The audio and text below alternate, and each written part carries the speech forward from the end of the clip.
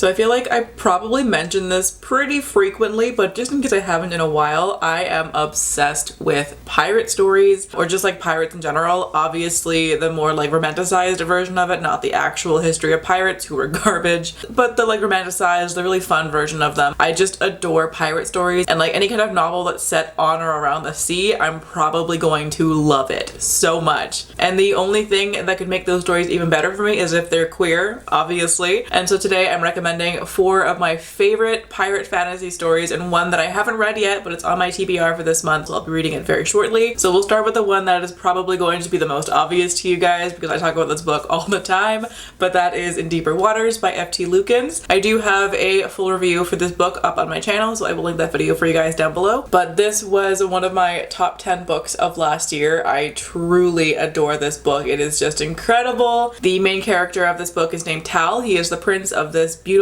seaside kingdom, and the kingdom has been led to believe that Tal is a very sickly prince, which is why he almost never comes outside. No one's ever really seen him. But in actuality, Tal secretly has magic. He has the same magic that I believe his great-grandfather or great-great-grandfather, not sure which one, also had, and he used it to pretty much destroy the world. He wiped out all the magic from the world, all of the different kinds of creatures and things, as well as the history of them. So now all of the witches and mermaids and all of these kinds of creatures have been wiped from existence, basically, and because of this, magic is greatly feared. So Tal has been hidden away his whole life for his own safety, but for his 16th birthday, he wants to go on a tour of the kingdom, and so he boards a ship with his brother and a crew, and off they go. But very shortly after they start their journey, they run into some trouble as they find a burning ship just drifting in the middle of the sea with a boy named Athlin trapped inside who was left there to die. So they rescue him, and the two very quickly form a bond. There's a whole lot more happening in this book. There is all this like political stuff going on. There's a war brewing. There are pirates and a whole kidnapping plot. Like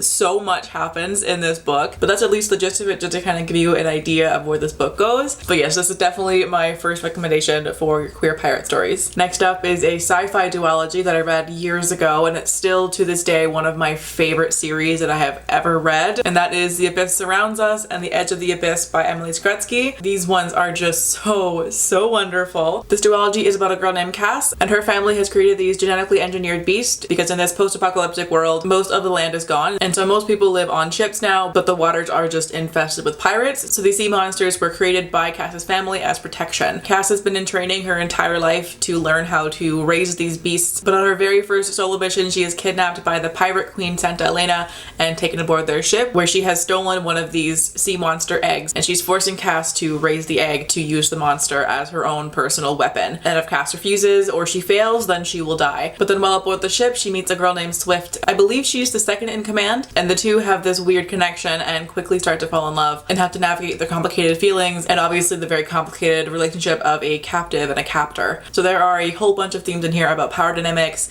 and morally great characters and right and wrong and all of these things that just don't have easy answers. This duology is genuinely one of the best things that I've ever read. It's been a couple years since I read them last, but I still think about them constantly. So if you have not picked it up, please do so. They are amazing. Next up, I've got The Lady's Guide to Petticoats and Piracy. This is the sequel to The Gentleman's Guide to Vices and Virtues, I think.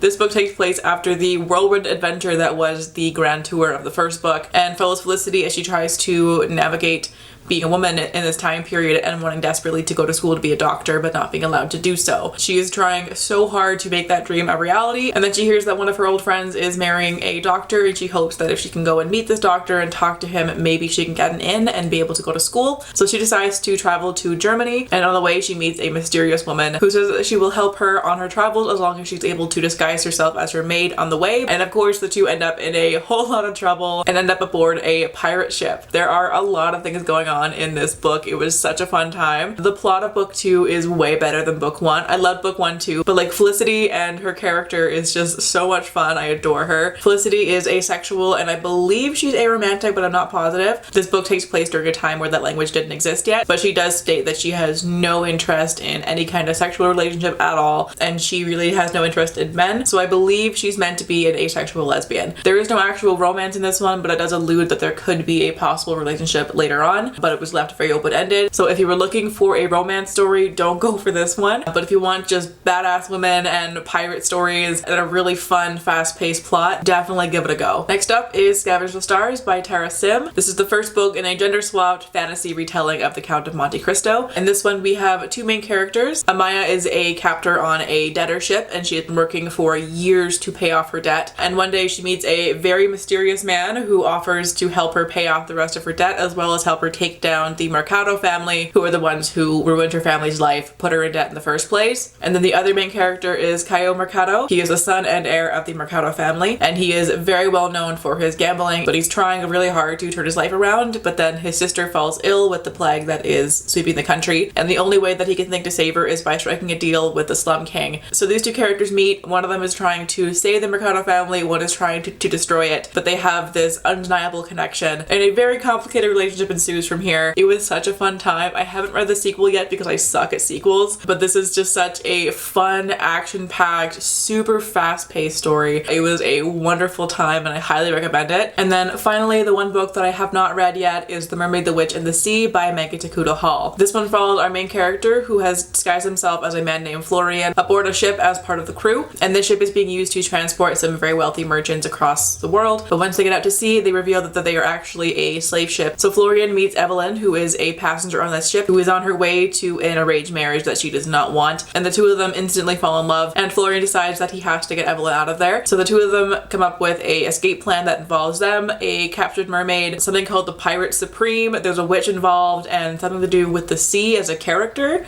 No clue how that's going to come into play, but it sounds really, really fun. I've heard some amazing things about this book. It just seems like it's going to be such a good time, and I can't wait to get to it. This one I've had on my TBR since like well before it came out. I just haven't gotten around to it yet, so I'm so excited to finally be getting to it in April. So if you want to hear my thoughts on it, then be sure to be on the lookout for my April wrap up at the end of the month. But those are 5 recommendations for queer pirate stories. Let me know if you have any similar recommendations. I would love to add more of these to my TBR and just consume all of the gay pirates, because who does not want that, right?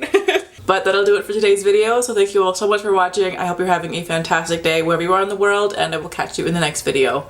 Bye!